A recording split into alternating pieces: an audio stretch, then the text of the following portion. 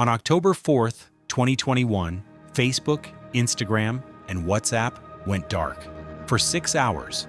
Not hacked, not attacked, just gone. And in those 6 hours, emergency services were flooded with calls.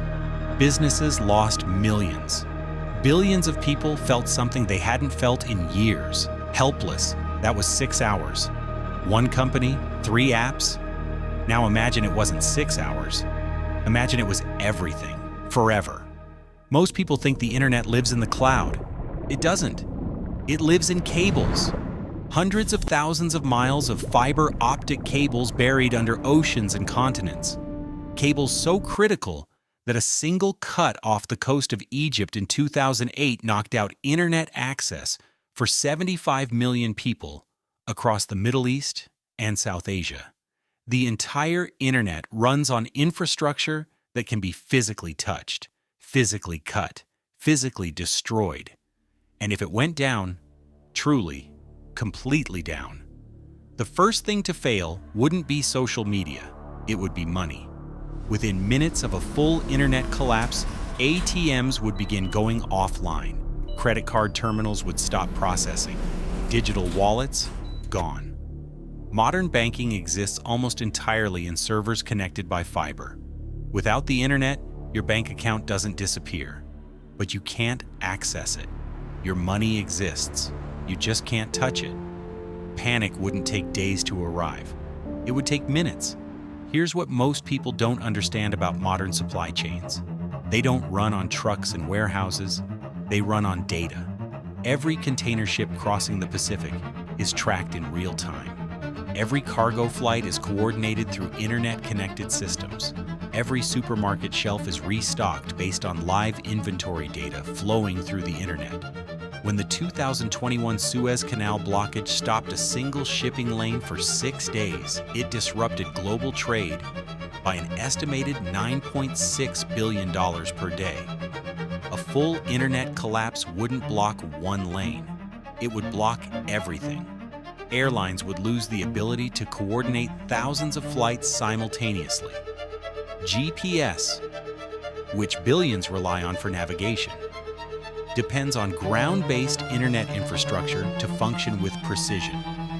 Hospitals running on cloud-based patient management systems would be forced into emergency paper protocols overnight. And then there's the power grid. Modern electrical infrastructure in developed nations is managed through internet-connected control systems. Without them, operators lose the ability to monitor and balance load across the grid. Blackouts would follow the internet collapse within hours. The world doesn't just slow down without the internet, it stops. And then comes something nobody talks about. Silence.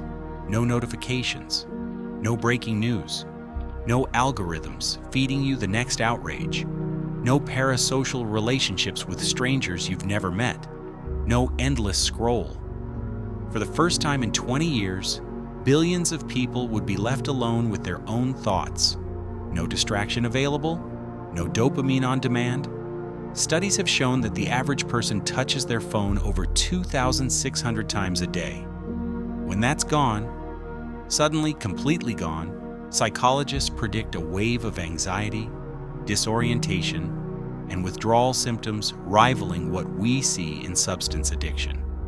But here's the strange part. Some research suggests that within weeks, mental health outcomes might actually improve. Communities would rebuild locally. Neighbors would talk to each other. Children would go outside. People would remember what it felt like to be bored and discover that boredom is where creativity lives. The silence would be painful. And then, for some people, it might feel like breathing again. Not everyone would suffer equally. The communities least dependent on the internet would adapt fastest. Rural farming communities with physical infrastructure. Older generations who remember life before connectivity. Countries with strong local manufacturing and food production. The most vulnerable? Highly digitized urban populations. Cities where food distribution, water management, emergency response, and financial systems all flow through internet-connected infrastructure. And then there's something darker: governments. Because a world without the internet is a world without surveillance, without social media monitoring, without digital financial tracking, without the tools modern states use to watch their populations. For authoritarian governments, an internet collapse would be a crisis. For ordinary people living under surveillance, it might be the first moment of true privacy in decades. Power, in a world without the internet, would shift back toward whoever controls physical resources: land, water, food, fuel. The digital economy would evaporate overnight, and the physical world would reassert itself with a force most modern people have never experienced. Here's the question nobody wants to ask. If the internet disappeared and humanity survived and rebuilt, would we build the same thing again? Or would we look back at the era of algorithmic feeds, digital surveillance, attention economies, and infinite content and choose something different? Because the internet was sold to us as a tool for human connection, and in many ways, it delivered. But it also became something else. A system that profits from outrage, that monetizes loneliness, that turns human attention into a commodity. The last day of the internet wouldn't just be a technological catastrophe, it would be a mirror, forcing humanity to look at what it built and ask whether it was worth it. The internet connected 8 billion people, built trillion-dollar civilizations in decades, changed the course of human history faster than any technology before it.